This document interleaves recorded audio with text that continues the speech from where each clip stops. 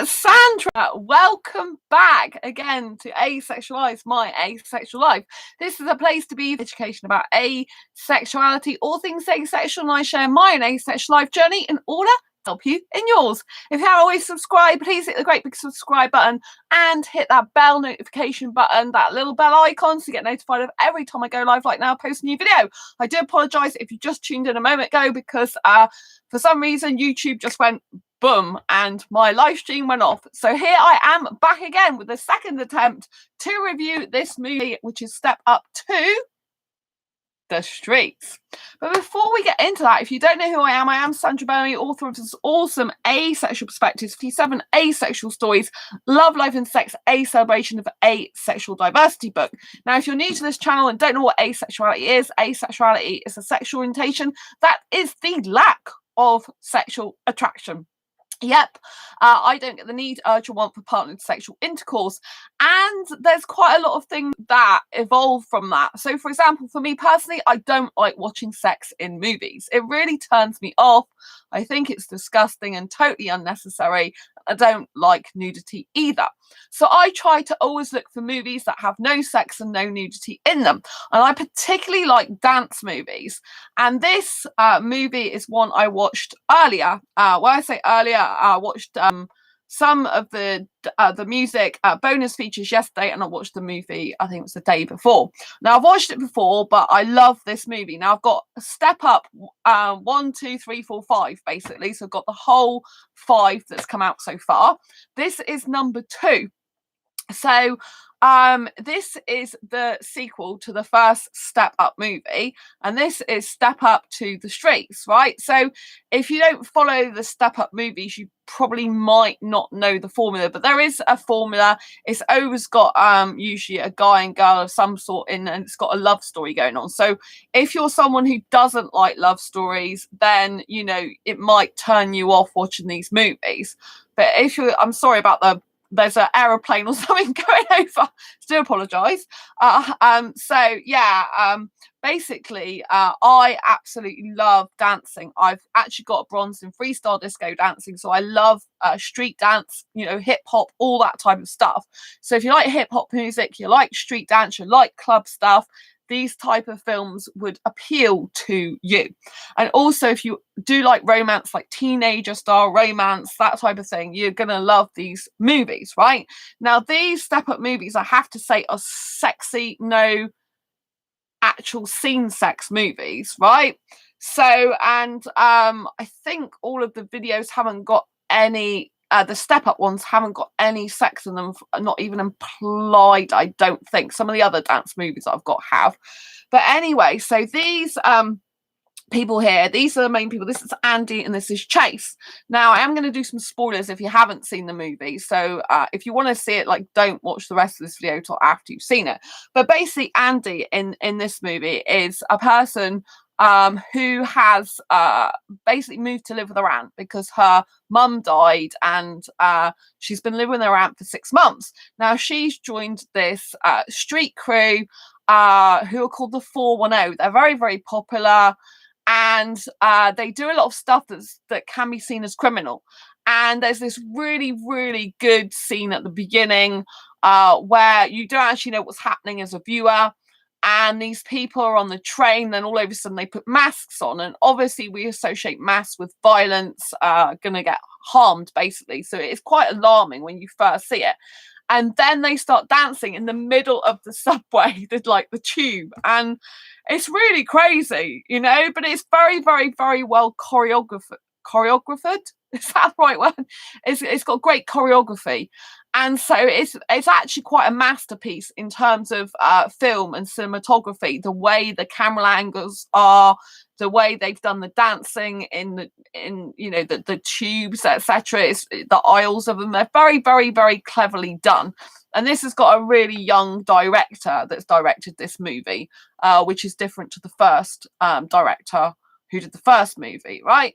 So you've got quite a lot of stuff going on, and you find out, you know, that they start videoing it, we presume, for YouTube or something. And, you know, then the police get hold of them and, well, try to get hold of them and rush, you know, like get them off the train or I don't know if it's a train or tube. I think it's meant to be a tube.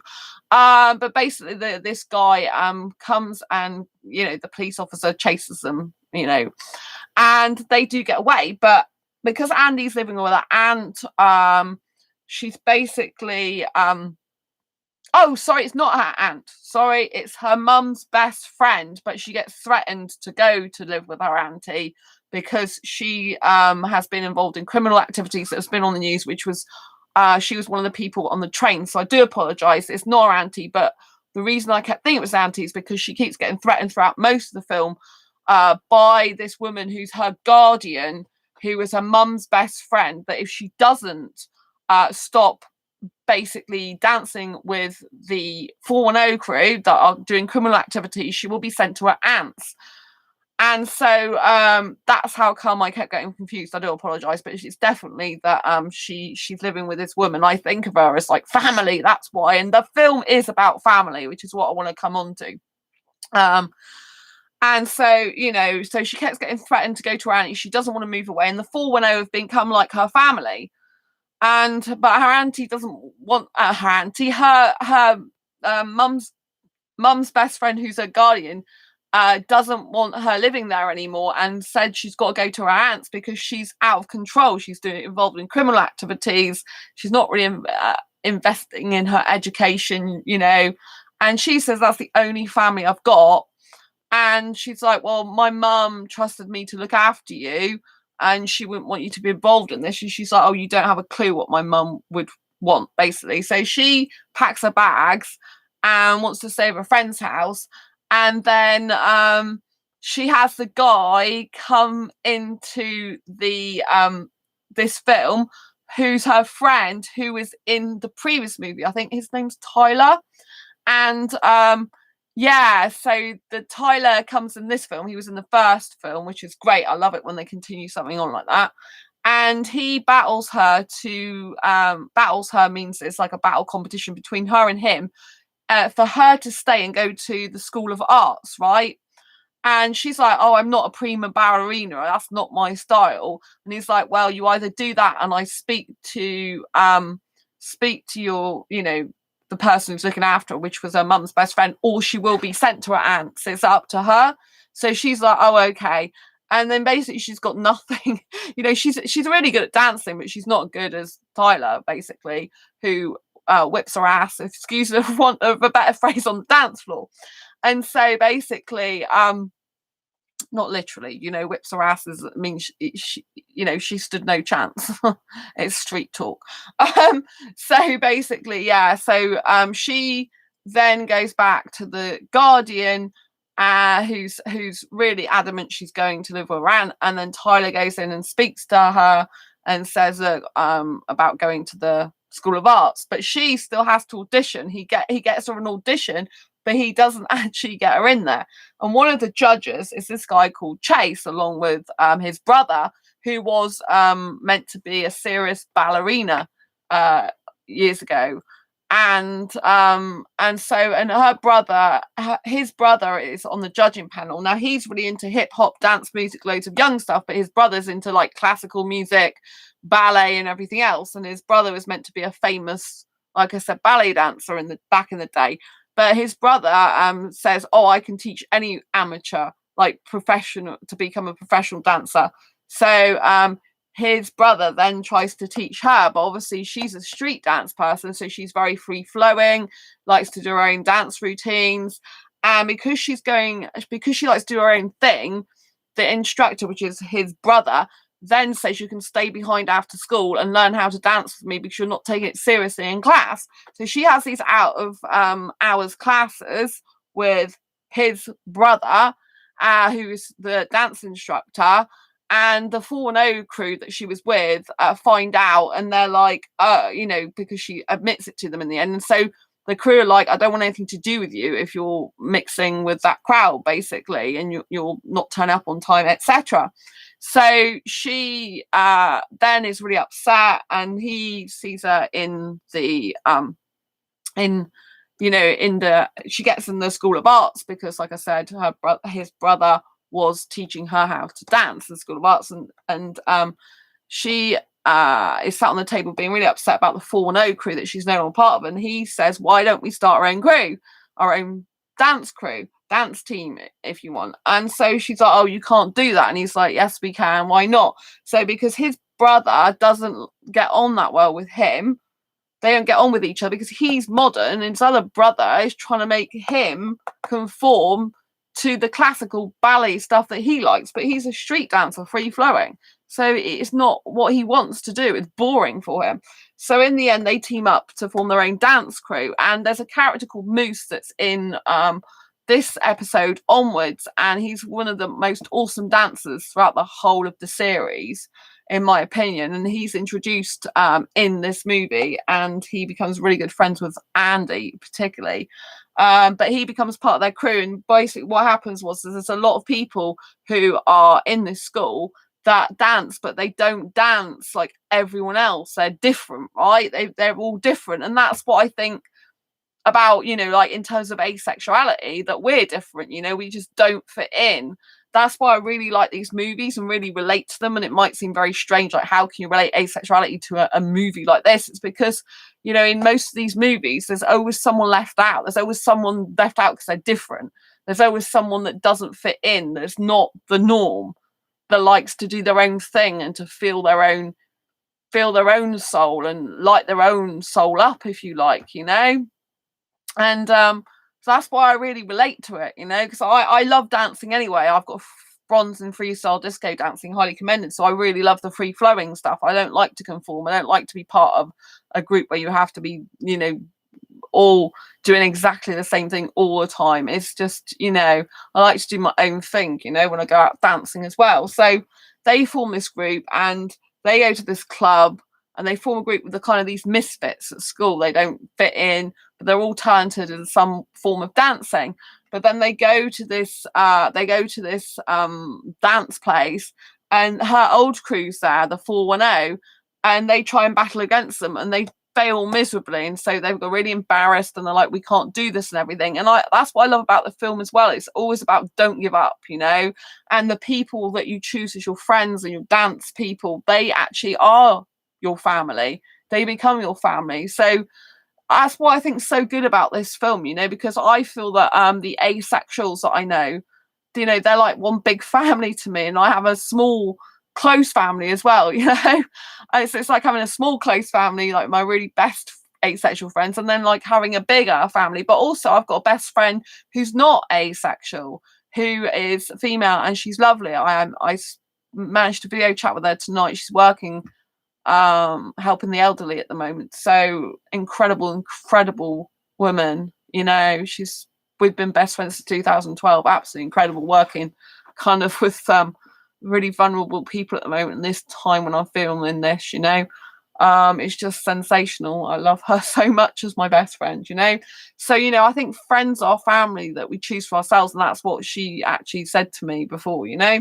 And that's why I love these movies, because they all bond and become really good friends, like one big family. And it's all about people that don't fit in, aren't the norm, but are very exceptionally special and talented in their own way. And they come together and form this really close bond of family, of friendship, you know. And obviously there's usually a love element to it as well. And I love romance, you know. So that's why I love these movies, you know. Obviously they are very sexy, you know. I mean, she's obviously a bit like sexual with the clothing. There's no sex in it, but, you know, if you are hating this type of outfit, then you might not like the movie, because, you know, they've got, when they're doing dancing, they do wear these small, tighter, scantily clad things. But because I like her character, she's not bitchy at all. She's very cool, and, you know, you feel for her. I never really like detest that in her. Do you know what I mean? I just think it's part of the clothes she wears to get on with the job. You know, like some women, they're really bitchy in movies and you really don't like them. You kind of hate their character, and you kind of like, oh, why is she wearing all that type of stuff? She looks tarty. Well, with the dance movies, you know, most of the time, if not all the time, I always think they just like the outfit that they wear, and you know, it suits them for the purpose of what they're doing. So you know, I don't mind it so much in these type of movies. And, you know, so in the end, these people become really, really good at the dancing, and when they go against the 410 later on in this big final dance battle, the 410 are like, this is not for outsiders, this is just for people who, you know, are neighbours and all that lot. So again, it's got the theme of being an outsider. And so, you know, she does this really good speech about, it's not what you've got that counts, it's what you make of what you've got. And that again is a very, very powerful message that the film's giving you. It's not about what you've got. We've all got skills or things we're good at, not so good at. We've all got, you know, we've all got things we know, but if we don't make use of those things and our special qualities and our strengths, you know, we're not really going to get anywhere in life. So you've got to make the best of what you do have and don't focus on what you haven't got. You know, and she says about, or, you know, the streets didn't used to be about power and, you know, who's better than who and rivals. It always used to be about family and about people coming together to unite in one, you know, like massive, basically united front of family, and, you know, and just enjoying the music and the movement together, you know.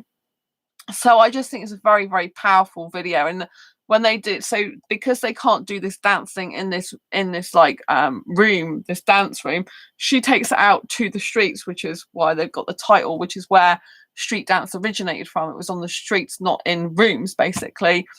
And they do this dancing sequence in water, like pouring rain, and it is just absolutely sensational. It's very, very difficult to do that type of thing. And so when you get the bonus features, if you get, this one's got bonus features on it quite a lot actually, then, you know, you can see that they talk about, it's like having 10 lots of weight on top of you when you have to dance in the rain. It's really hard. There's also rivalry, which I didn't say. So there's a love story going on between them two, not just the fact that she, you know, she's feeling left out with the fact she, you know, a dance crew have basically old dance crew have turned against her, and she's having to fit into the the School of the Arts basically, and it's a whole new kind of like world for her. She's also got his ex hanging around him all the time, Chase's ex. And, you know, and he's usually a player. He's usually like, or after, you know, like all the women are after him. And so basically it's like a case of, throughout the film, is he using her to get into, for example, her old crew, the 410, or does he really care about her? So there's this other story. So there's lots of stories going on. The fact that she lost her mum, the fact she feels different, left out, lonely, you know, her crew, her dance crew, the only family she feels like she's got, and she feels like dancing's her life. You know, that's one story that's going on. Then there's also the story later on where her 410 crew turn against her, and then she's formed a new crew with him, and then they've got like this kind of triangle, but not so much going on between her, him, and the old girlfriend of his. When I say triangle, it's not so much because she's really out of the picture, but she thinks she's still in it, the ex. So she doesn't realise for a very long time. And he's like usually a player, you know, someone who after loads of women. And so that's the kind of like scenario, like, does he really like her or doesn't he, you know?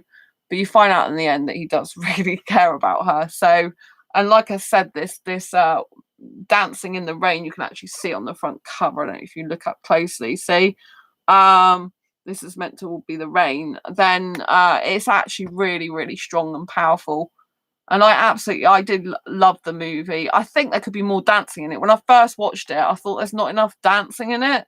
It's more story than dancing. But since I watched it 2 or 3 more times, then I can see there's a lot more dancing. You get a lot more dancing in the bonus features as well. But I just thought some of the stuff in the bonus features should be kept in the actual film rather than cut. Do you know what I mean? So I definitely recommend watching this, Step Up to the Streets. It's absolutely incredible movie. As always, a little later I'll put the link in the description if you want to go and get it. You can get it on, I got this on Amazon for a really inexpensive price. So it's really, really good. You know, always watch movies that make you happy. Whenever I watch dance movies, it always re-energizes me, gives me that high octane energy feeling, leaves me feeling like on top of the world. So any movies that make you feel good personally, you should definitely watch. And I would definitely make sure Step Up to the Streets is one that's on your to watch list. I really would. So anyway, I hope you've enjoyed this movie review.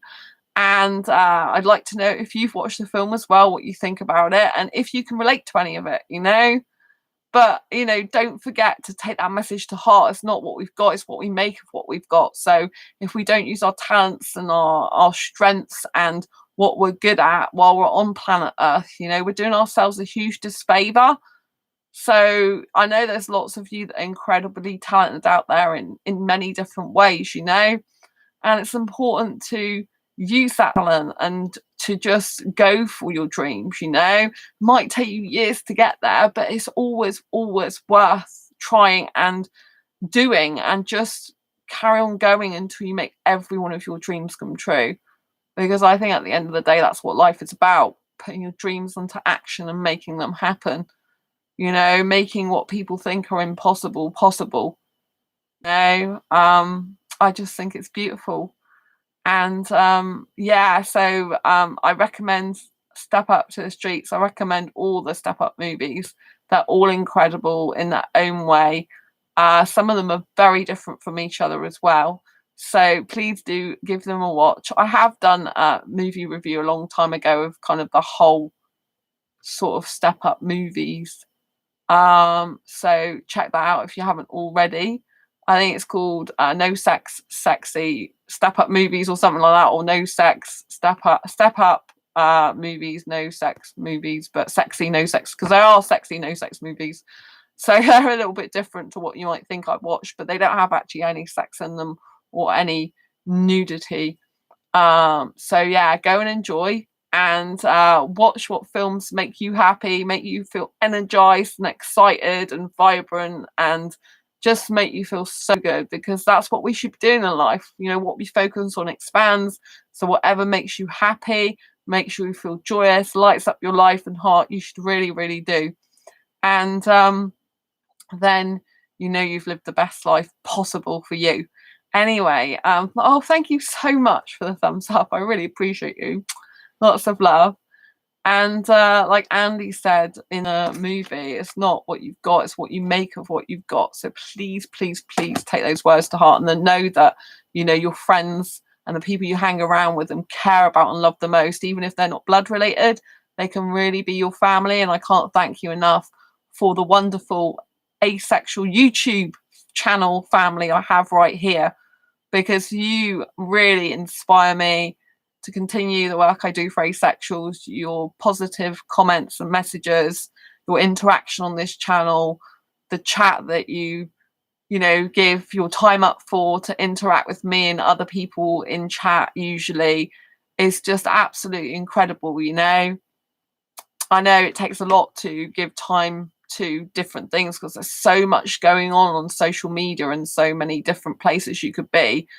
But I know that all the asexuals that come in chat usually really appreciate the other asexuals or other people being on chat, you know, interacting with them. You know, some people don't think of YouTube as a community or place to actually chat and hang out. But as you know, this is a chat show. So I do, in fact, have a lot of chat on here. And that's how I like to bring something different to the asexual table, as it were, and be a channel with a difference, to make a difference. So you know that, you know, you have your own chat show, which I think is pretty incredible. And I love it, and I love being here for you. Thank you so much, so very much, from the bottom of my heart, for all the beautiful comments that I've received lately, from all the feedback and praise and just gratefulness. I'm really grateful and appreciate you too. So go out there and shine your light, whatever you're doing in your life. Just make it beautiful and make it incredible for yourself, and definitely make the best use of what you've got, your talents, because you are talented. Everyone's got talents and gifts and special qualities about themselves, and it's the people that are different. Remember I said that Andy doesn't fit in? Andy doesn't fit in, and neither does Chase, right? These people don't fit in. That's the whole point of the movie, you know? So, you know, just because you don't fit in to the norm doesn't mean that you're not incredible. And in fact, it means you're even more incredible, really, because, you know, you're having to deal with people all around you that are not the same as you and still stay strong in and of your own right. You know, that's what is really most important, that you stay strong, stay focused, stay being you, stay being beautifully different. Your difference is your beauty. Always remember that. Anyway, if you like this video, please, please, please give it a thumbs up, and don't forget to subscribe down below and hit that bell icon to get notified of every time I go live. Right now, post a new video. I'm going to love you and leave you for now, and I'll see you soon on the next video live stream. Take care, embrace your quirky and each other's. Bye bye, lots of love. Bye.